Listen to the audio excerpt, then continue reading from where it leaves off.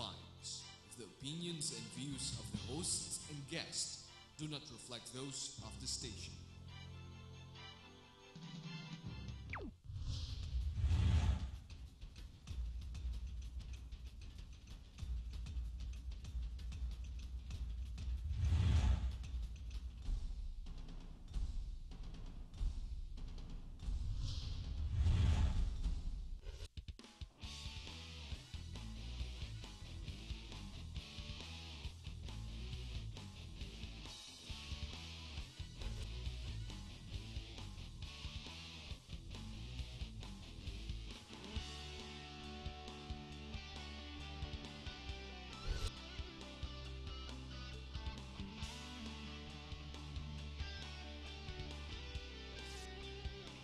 You are what you watch.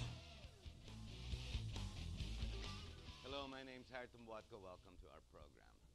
To understand the show the next hour, what we're going to do is to try to go down to the devolution of what we call local government. There's a need for us to understand how exactly government works. Now, we all know it from the president up as we see it on national TV and we read about it. As it goes down, you've got the legislators who are basically the top, how would you say it, the upper house, which would be the senators. And then you've got the legislators in the House of Congress.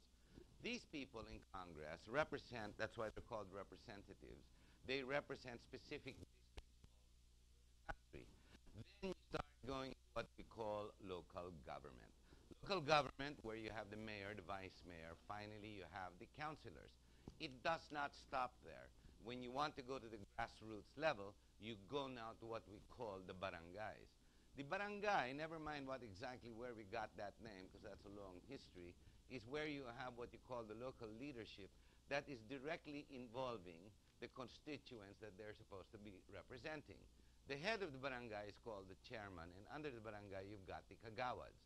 Then you have the sanguinang kabataan, and you've got all the other representations in local government. If you were to campaign, or if you were to understand how the whole machinery works, how government from national going down to local works, what happens is those in direct contact at the bottom tier, or what we call grassroots, is really the barangay. They are now on a daily basis talking to their constituents, dealing with their daily activities, be it for the services government has to render.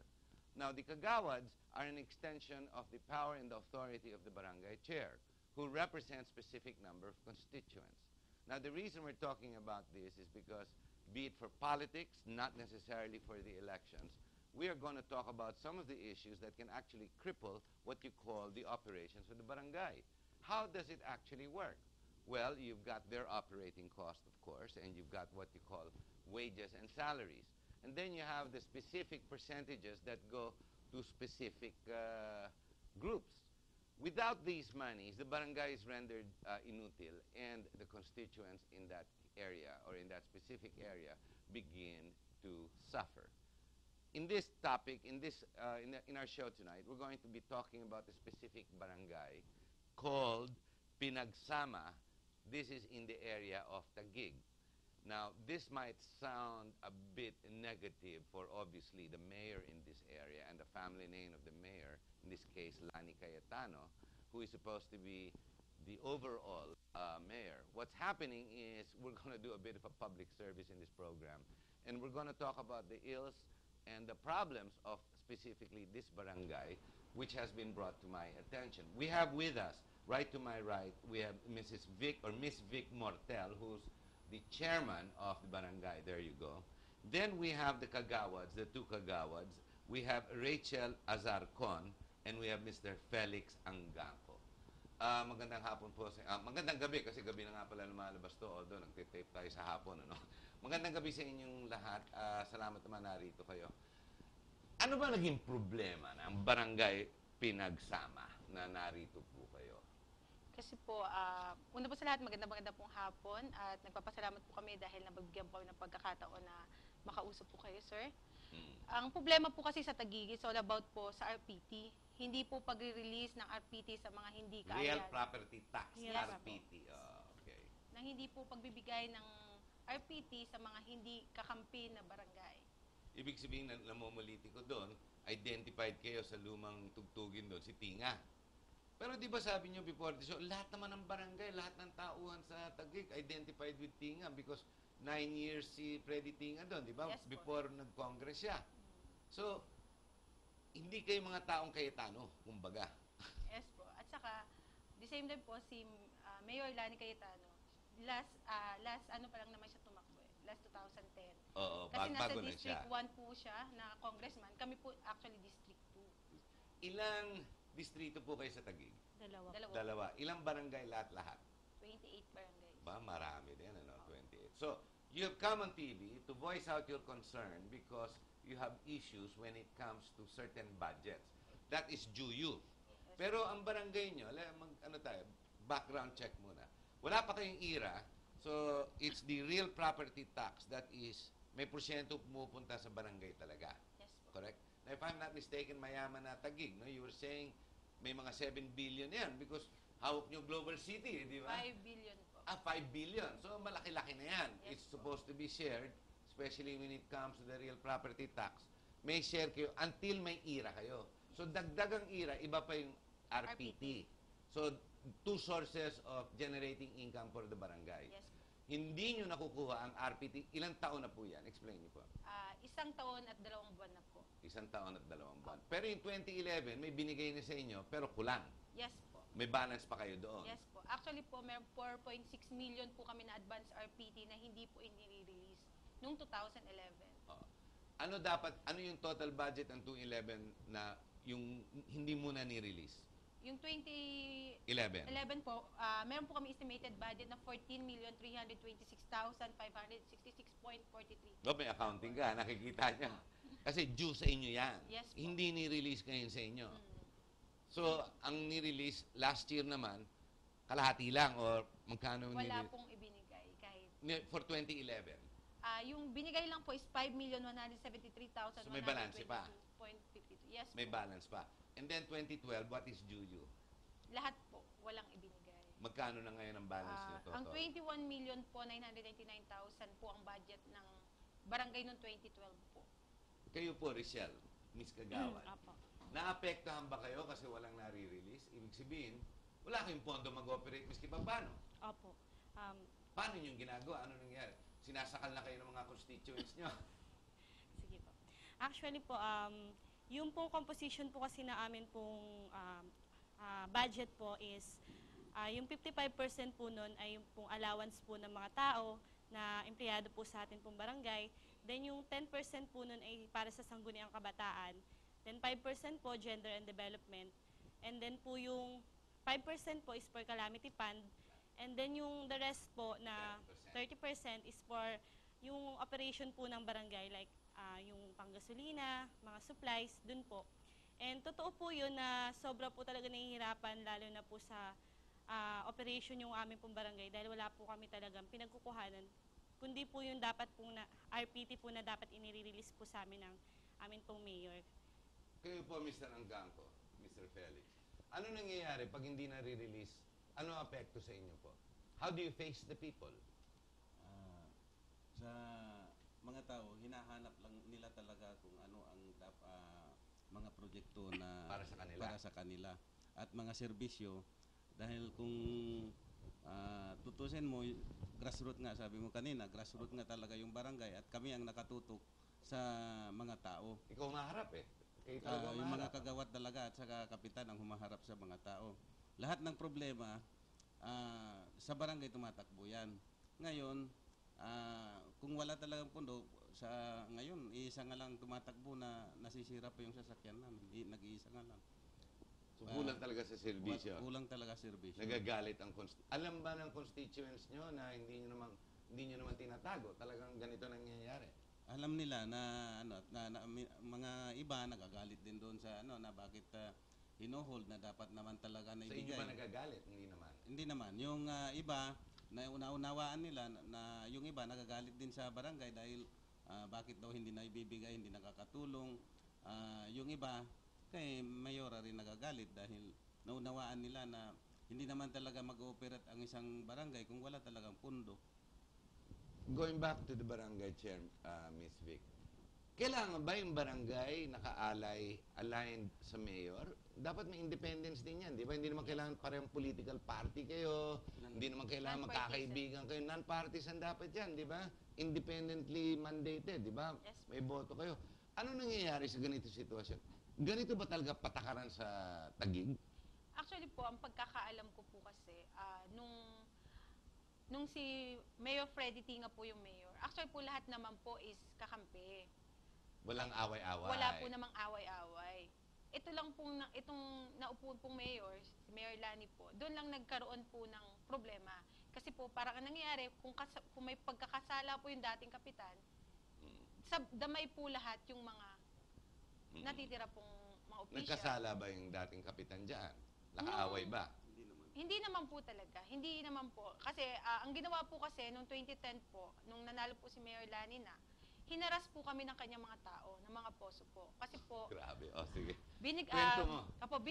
binigyan po kasi kami ng mga sasakyan Okay. ng City Hall. Siyempre po, kami po yung mga newly created, wala po kaming pondo that time, 4 million lang po ang pondo ng barangay pinagsama. Hindi po kami makabili ng mga sasakyan. Then ang mayor po, ginawa ni Mayor Freddy Tinga po, binigyan po ang mga newly created na barangay na sasakyan. Ilan po na newly created? 10 po. So noon 18 lang kayo. Yes po. So naging 28. So tinulungan kayo ni Freddy, Congressman Freddy Tinga. Tapos nagpalit, naging si Mayor Lani. Opo. Inipit naman kayo. Ano rason tingin mo ba't inipit kayo? Actually po, dalawang reason po yung sinasabi po sa amin. Yung reason po ng City Treasurer, yun daw po yung pending case po ng dating punong barangay. Ano yung kaso po na yun? Yung tungkol po yata po sa yung sa harassment, tama? Hindi yung pagre-release, hindi rin pagre-release. O, hindi rin pagre-release ng Okay. RPT. Hindi rin po pagre-release ng RPT. Pareho din ang kaso, Opo. ayaw mag-release ng Ayaw budget. din mag- Sige po. At the same time po yung harassment na ginagawa. Ano ibig sabihin ng harassment? Kasi ngayon, nakikita natin ngayon, si Mayor Isko sumisigaw, na-harass daw siya, di ba? Nababasa natin nakikita natin sa TV. Anong harassment nangyayari Kasi sa inyo? po, nung 2010, kami rin po yung mga dating kagawad that time eh. Kayo rin po. Opo, appointed Appointed. po. Then ako po, dati po akong tumakbo ng kagawad ng Western Bicuta. Sa Tapos Manila. nahati po ng 3. Yun na nga po yung pinagsama, pati Fort Bonifacio. Oh, okay. Then since nung kami po yung magkakasama, tapos yung kapitan po namin, iba pa, ang nangyari po, kinukuha po yung mga sasakyan sa amin. Hinaharas po kami ng mga poso. Dahil daw, bakit daw po dinonate daw po ng city mayor? Pag hinaharas kayo, physical, violent ba? Forceful? Forceful po. Salita-salita lang. May violence pag kailangan. Gusto nila talagang Kuwain. hinaharang ng mga tao namin ng pagkukuha nila. Gusto nila talaga sakyan yung sasakyan at iyo dadalhin. Kaso lang, hindi kami pumayag na dalhin dahil maparalyze lalo yung barangay. Buti hindi kayo nagbakbakan doon. No? Halos gano'n na rin. Halos magkakaganon na sana pero hindi naman namin pinatulan yung galit nila dahil mga yan mas nasa office of the mayor sila kaya kami nakiusap kami na paano naman yung barangay kung kukunin naman yung lahat. Halos lahat ng mga gamit na galing City Hall gusto nilang kunin pati mga computer. Kakalbuhin talaga ang Kakalbuhin lugar talaga nyo. yun. Actually po, may deed of donation naman yung nangyari na yun eh. Yung pagbibigay po sa amin ng mga Sasakyan. sasakyan, pati gamit po naman ng city. May deed of donation naman. Kaya legal kung sa legal po yung pagbibigay sa amin. Pero ang problema, kinukuha nila Kinukuha ngayon sa po inyo. nila. With force. Yes po. Did they succeed? Nakuha nila yung sasakyan, nakuha nila yung mga kagamitan. Yung dalawa pong sasakyan, nakuha po yung dalawang sasakyan. Out of how many? 3 po yung Tatlo. binigay ng city. So isa na lang natitira sa inyo, Yes halos. po, yung binigay po ng city. So nakuha nila yon. And they just took it even though the deed of donation is under pinagsama. Yes po. So gano'n nangyari. Wala kayong kalaban-laban. Wala po kaming kalaban-laban dahil po talaga mayor po ang aming Paano kayo inaharas? Dala-dala nila ang pulis. poso Yung po. poso po. Yung public order Public and order, safety office. safety office, mga nila parang Poso. Yeah. poso, mga pulis nila Ah. na local na Local, yung local mga police. under the mayor. So they just went there and they just took over, kumbaga martial law sa Taguig. Parang gano'n na nangyari. Anong araw. Ganun po. So, 2010. this has been going on for 2 years and a half. Correct? And then we have an election in October. Hopefully for barangays again. So, ano nangyari? Hinahawakan ni Mayor ang pondo nyo. Pero hindi lang inyo, no? Sabi mo, ilang kayong barangay na 10 ganito? barangay po. 10. Lahat kayo walang ira. Puro mga bagong barangay po lahat to. Actually po, dalawa na lang pong newly created barangay ang hindi nare-release ng RPT. Kayo And talaga, then, baka naman ginalit mo si Lani. hindi po. Kami po yung nakipag-usap naman eh. Pero ang ginagawa po kasi po nila, sir, puro pangako. Sabi po nila, ibibigay. Chairwoman, ano tingin mo rason kung bakit ayaw makipag-ugnayan, ayaw makisama, ayaw makipag-ayos si Mayor sa inyo? Ano tingin mo rason? Kasi identified ka kay Tinga. Politically motivated po siguro. Tingin mo? Yes. Kayo po, ano tingin niyo po? Ano po, politika po talaga. Politika. Politika. Pero ang politika, ang kawawa dyan, hindi kayo yung taong bayan nyo. Tama po. Ine-explain niyo sa taong bayan. Yes. Anong sinasabi ng mga constituents nyo? Actually, sa akin yung parang it's a sort of harassment din yun eh. Kasi kung baga sa ano, parang pressure ka, pinipilit ka na parang sinasakal ka para mapilitan ka na lumuhod sa kanila. Yun ang parang gusto nilang Grabe mangyari. naman yan. Yung parang gusto nilang pag naipit ka na wala ka na talagang susulungan, pupunta ka, mapipilitan ka talaga na pupunta at makisama sa kanila. Eh sa amin naman, Hindi naman humihingi ng porsyento sa pera na dapat pumunta sa inyo. meron na Meron din. yung sa collection Corruption yan. sa collection ng barangay, napapadala naman lahat sa kanila eh. Tapos sila nagre-release para sa pundo. Correct. Hindi naman namin actually kinukuha yun eh. Binibigay namin doon sa City Hall. Ang City Hall ang nagbibigay sa amin ng Pondo nyo. pondo. Hindi naman actually napupunta sa amin na lahat yun, kundi sa kanila rin napupunta. Ayaw lang bigyan kayo ng porsyento nyo na dapat sa inyo. Is there legal remedy? Did you try legal remedy? Actually po yung mga unang barangay captains. Pumunta sa korte? Opo, pumunta na. Ano nangyari ngayon? Hindi nag-prosper? Hindi po eh. Wala pong nangyari talaga. Ba't hawak din ni Mayor yung mga abogasya doon sa City Hall? Parang gano'n na rin ba yun? Siguro po, kasi po, kami po naman, ang ginawa naman po namin, nung ako po naupo bilang kapitan, nag-a-appeal lang po kami kay President Noynoy, kay Vice President. So umakit na po kayo? Opo, kay Senate President. Ba't hindi kayo Same time po. tinulungan ng daan matuwid na presidente? Kaya nga po yung sinasabi niya, yung credo niya na daang matuwid. Paano po magiging madaan matuwid kung hindi po ibinibigay sa amin ng pondo? Ano sagot sa inyo? Wala. Wala. Binibigay din po kami, sir, sa City Hall ng Taguig, sa DILG. Binabalik uli kayo sa DILG. Di ba si Robredo, malaking pangalan yan? Hindi ba nakakatulong sa inyo yan? Nagbigay na rin po kami, sir, ng letter doon. Binababa din po talaga sa Taguig. So in other words, you have no solution, there is nowhere to go, and you just have to accept. Like Felix said, Kagawad Felix said, kailangan magsang-ayon kayo sa kanila. Kumbaga, bow kayo sa kanila. Ayaw nyo naman mag-bow. Nakipag-ugnayan naman po Ah, kami. Bumapayag ka rin. Opo, Pero nakipag-ugnayan. ayaw pa rin bigay sa inyo. Opo. Ano rason tingin mo? Gusto niya lahat kayo umalis? Ayun. Lahat po kami dapat andoon na. Ang sabi nila, yung mga yan, kahit pupunta dito, hubaran mo man yan, blue Blue daw pa ang rin. brief namin at mga panty.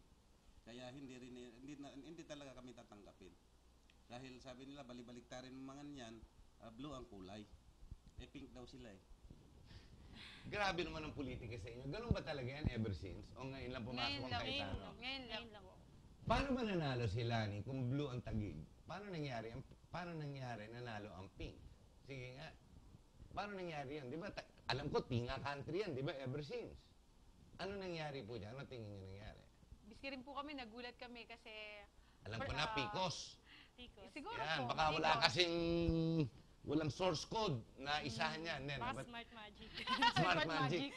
Miski kayo ba nagulat kayo? Hindi, popular naman Opo. ata si Yes Miss po. Cayetano doon, di Opo, ba? kung ba't po kami nagulat, kasi unang-una po, yung congressman sa dalawang district, sa amin po, panalo.